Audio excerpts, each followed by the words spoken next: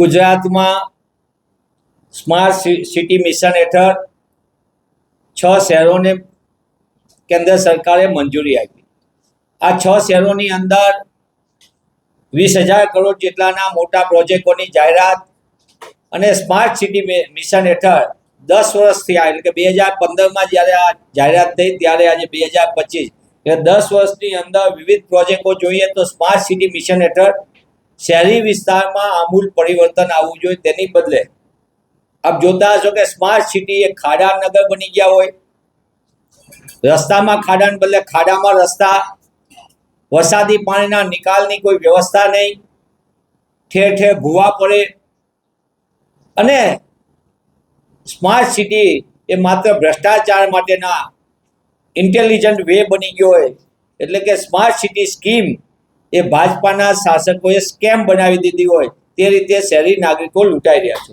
વડોદરાની અંદર માનવ સર્જિત પૂર, વિશ્વામિત્રીનું ગેરકાયદેસર બાંધકામ ભાજપાના મળતિયાઓનો, જમીન માફિયાઓના અને એની સાથે સાથે સુરતમાં ખાડીપુર આપણે હમણાં જ જોયું એ પણ માનવ સર્જિત આપત્તિના કારણે હજારો નાગરિકો પારાવાર મુશ્કેલીનો સામનો કરીને એમની કરોડો રૂપિયાની સંપત્તિનો નાશ થયો। એટલે તમે વિચાર કરો, 40,000 કરોડ રૂપિયાનું બજેટ આ 5 શહેરો વચ્ચે, દાહોદનું અલગ છે, આ 5 મહાનગરોની જ વાત કરું છું, અને કેન્દ્ર સરકાર તરફથી સ્માર્ટ સિટી હેઠળ મળવાપાત્ર બીજા 20,000 કરોડ રૂપિયા, અને આ બધા પૈસા જાય છે ક્યાં? તો ક્યાંક ને ક્યાંક કાંડ અને કૌભાંડ સાથે કમલમની તિજોરીમાં જમા થાય છે। આ કરોડો રૂપિયાની ચોરી, આ લૂંટના કારોબાર 20 વર્ષથી ભાજપાના શાસકો શહેરી નાગરિકોને લૂંટી રહ્યા હોય એ રીતે એનકેન પ્રકારે એમની આગળ ટેક્સની મોટા પાયે વધારો કરવામાં આવે છે। શુદ્ધ પીવાનું પાણી એટલે કે નગરનું નામ જ એટલે નળ ગટર ને રસ્તા એટલે નગર બને, તો નળની અંદર પાણી અનેક વિસ્તારોની અંદર એટલે કે અમદાવાદ જેવા શહેરમાં 24% વિસ્તારમાં શુદ્ધ પીવાનું પાણી નથી મળતું। હું નથી કહેતો, ગુજરાત સરકારનો અહેવાલ કહે છે। આ શહેરોની અંદરના રસ્તા તો આપણે જોયા કેવા છે, અને એની સાથે સાથે આ જગ્યાએ ઠેર ઠેર ગટર ઉભરાવાના અને જે રીતે પરિસ્થિતિ થાય એ આપણે જોઈ છે।